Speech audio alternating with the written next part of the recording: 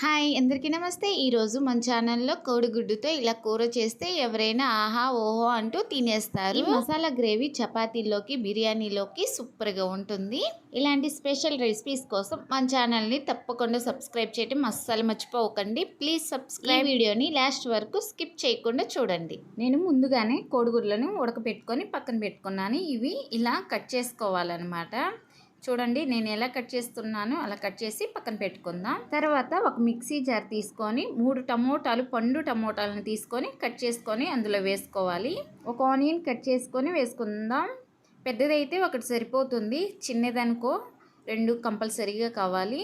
తర్వాత 4-5 పచ్చిమిర్చి, వెల్లుల్లిపాయలు 5-6, తర్వాత పుదీనాకు వేసుకోవాలి బాగా కడిగి.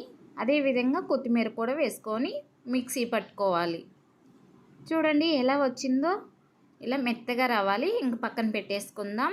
ఒక కడాయి పెట్టుకొని అందులో 2 స్పూన్స్ వరకు ఆయిల్ వేసుకుందాం. ఆయిల్ వీటైన తర్వాత మనం సన్నగా కట్ చేసి పెట్టుకున్న ఆనియన్ వేసుకొని గరిటెతో కలుపుకోవాలి.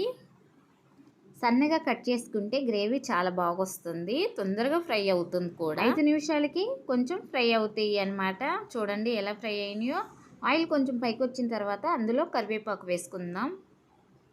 కరివేపాకు వేసి బాగా కలుపుకోండి. మనం ఇందాక మిక్సీ పట్టుకున్నాం కదా, ఆ పేస్ట్ని ఇందులో వేసి ఫ్రై చేసుకోవాలి. గరిటె తీసుకొని కలుపుకుంటూ ఒక 5 నిమిషాల వరకు ఫ్రై చేసుకోవాలి. ఇలా కోడిగుడ్లతో స్పైసీగా మసాలా గ్రేవీ వచ్చేలాగా ట్రై చేయండి, చాలా రుచిగా ఉంటుంది. ఇప్పుడు ఇందులోకి 2 స్పూన్ల వరకు కారం, 1 స్పూన్ పసుపు, 1 స్పూన్ మసాలా పౌడర్ వేసుకుందాం. తర్వాత రుచికి సరిపోయినంత సాల్ట్ వేసుకోవాలి. సన్నటి సెగ మీదే ఉంచాలి, ఎందుకంటే అడుగు అంటకుండా ఉంటుంది. ఇలా అన్నీ వేసిన తర్వాత ఒక గరిటె తీసుకొని అవి కూడా 2 నిమిషాల పాటు కలుపుకోవాలి. ఇలా కలుపుకొని 2 నిమిషాలు స్టవ్ మీదే ఉంచి ఫ్రై చేసుకోవాలన్నమాట. ఆయిల్ సపరేట్ అయ్యే వరకు ఫ్రై చేసుకోవాలి. ఇలా ఆయిల్ సపరేట్ అయిన తర్వాత ఇందులోకి కొంచెం వాటర్ వేసుకొని కలుపుకోవాలి. మీకు బాగా చిక్కదనంగా ఉంటే ఇంకొంచెం వాటర్ వేసుకోవచ్చు. మీకు ఇంకా స్పైసీగా కావాలనుకుంటే 1 స్పూన్ వరకు కారం వేయండి. రుచికి సరిపోయినంత సాల్ట్ ఉందో లేదో ఒకసారి చెక్ చేసుకొని సాల్ట్ యాడ్ చేసుకోండి. 2 నిమిషాల తర్వాత కట్ చేసి పెట్టుకున్న ఈ ఎగ్స్ని ఇందులో వేసుకోవాలి. ఇలా మొత్తం వేసిన తర్వాత సన్నటి సెగ మీదే ఉంచి మూత పెట్టేసుకుందాం. ఇప్పుడు చూడండి ఒక 5 నిమిషాల తర్వాత మూత తీసి ఎలా ఉడికిందో. ఇంకొంచెం వాటర్ ఉన్నాయి కాబట్టి 2 నిమిషాలు ఉడికితే సరిపోతాయి.